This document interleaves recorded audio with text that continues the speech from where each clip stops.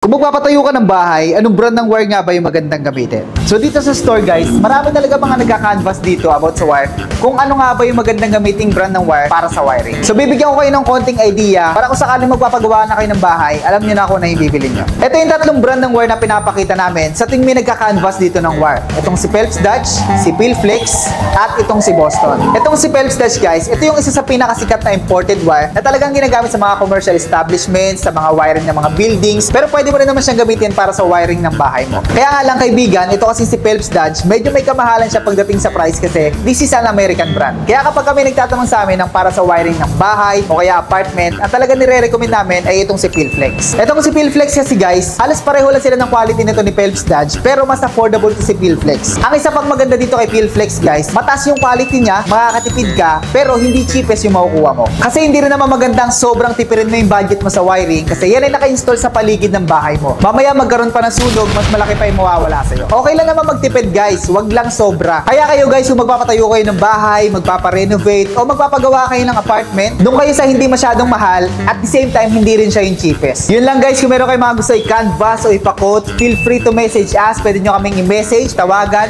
and syempre, pwede rin kayo magpunta dito sa aming store. Murang-mura dito sa amin guys, kasi direkta tayo sa planta. Kaya ano pang hinihintay nyo guys? Magpunta lang kayo dito sa aming store. Dito tayo sa Karuhatan, Valenzuela City, malapit sa SM Valenzuela.